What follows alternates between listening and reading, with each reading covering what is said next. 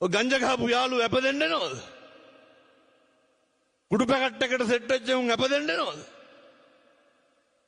මොකක් කරේ වුණාම පුතේ මොකෙක් ඔක තේරෙන්නේ නැහැ නේ මේ කොල්ලොන්ට ඒකනේ කියන්නේ. දෙයක් වුණාට පස්සේ ඉන්නේ අම්මයි තාත්තයි කසාද මැදලා නම් බිරිඳයි විතරයි. ඔච්චරයි. ඒ වුණාට හපංකම් පාන්නේ කාටද? අම්මටයි තාත්තටයි බිරිඳටයි. අම්මා තාත්තා එක්ක හරි හොඳට ඉන්න. නේ ඔය හරි ආදරෙන් ගෙවල් වල අම්මා තාත්තා එක්ක ඉන්න ඕනේ.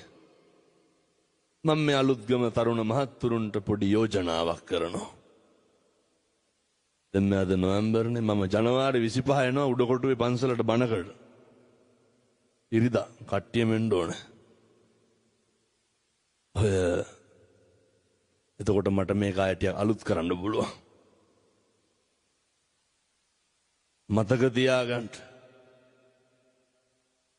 හෙට ඉඳන් ජීවිතේ මුස්පේන්තුකම පිරিলা නම් තියෙන්නේ. දන්නවනේ මුස්පේන්තුකම කියන්නේ මොකද්ද කියලා. ඔය ඉන්නේ කෙල ඉන්නේ මොකවත් කරන්න බැරුව. පාන්දර 2-3 වෙනකම් ෆෝන් නොබනවනේ. තල්ලු කර කර ඉන්නවා. යකඩ කපනේ වයි ඔයනේ ලුණු කපනේ වයි සර්පව තම්බනේ ඕනේ බලන්න. උදේ 10ට විතර නැගිටින්නේ. ඔහොම හරියන්නේ. තරුණ මහත්තුරු මතක තියාගන්න ඕනේ. හෙට ඉඳන් කිසි කෙනෙකුගේ සිගරට් එකක් බොන්නේ නැහැ. ලැජ්ජ නැද්ද එකයි සිගරට් කෑලි බොන්න? එකයි බයිසිකල් වල නැගලා යන්න. පස්සෙන් යන්න.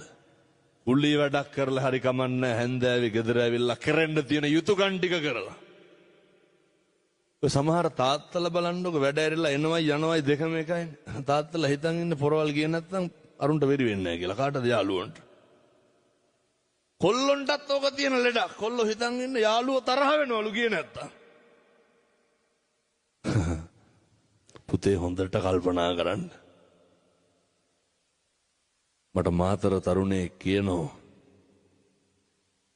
මෙහෙත් වැල්ලට කිට්ටුයිනේ. අමුදුරනේ පුදුම යාළුවෝ කන්දක්ලු හිටියේ. අසත් පුරුෂයන්ගේ අසුරේ ප්‍රතිඵලය තමයි බිරිඳ නැති වෙනවා, දරුවෝ නැති වෙනවා, දෙමව්පියෝ නැති වෙනවා, සමාජය නැති වෙනවා, පන්සල නැති වෙනවා. අන්තිමේ අපිත් නැති වෙනවා පින්නතුනේ. එහෙම නෙමෙයිද? කවුද ප්‍රිය කරන්නේ? සත්පුරුෂෝ විතරක් ඇසුරු කරන්න. ඔය එක ජරා ගොඩවල් වලට අහු වෙන්න එපා. හරි හොඳට ඉන්න. හොඳට මහන්සි වෙන්න, හොඳට හම්බ කරන්න ඕනේ. හොඳට හම්බ කරන්න. මම මෙහෙම දේශනා කරන්න හේතුව අර ජරාවටපත් වුණාට පස්සේ කවුරුවත් නැහැ. අර තාත්තා කියනවා හාමුදුරුවනේ මගේ ඉඩ කඩන් දැන් මට මතක් වෙන්නේ. යාළුවෝ ඉන්නවද? අර තරුණ මේක ටිකක් හොඳට මතක තියාගන්න ඕන. ඔය හැම සතියන්තෙම ටවුන් එකට යන්න බෑනේ ඇයි? ළමයි පන්ති ඇවිල්ලා. අනේ මෙහෙ ගොම් පැටව කොල්ලෝ ඉන්නවා. එහුන් අත කපා ගන්නවා පොඩ්ඩ බැයිනා. දැකලා නැද්ද? දෙන්න නම් හිතනවා පින්නතුනේ. ඔය පිරුවෙන් ඇරලා යනකොට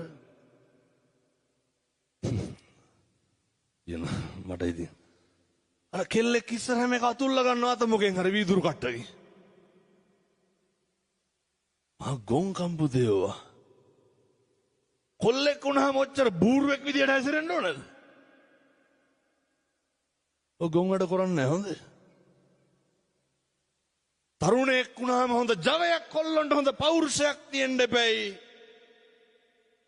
දැක්කද අර ගම්පොළ අවුරුදු 16 කෙල්ලගේ බෙල්ල කැපුවා. කවුද කැපුවේ? කොල්ලට අවුරුදු 27යි. එම කවදාවත් ඔය දේවල් ලං කරන්න යන්න එපා. අම්මා තාත්තා ගැන හිතන්න. සේරටම කලින් තමන් ගැන හිතන්න. අඳින්න ඩෙනිම් 3ක් නැහැ. මගුල් කණ්ඩ කතාව. මේ පින්නතුනේ මේ සාජහල්ලා වෙන්න හදනවානේ.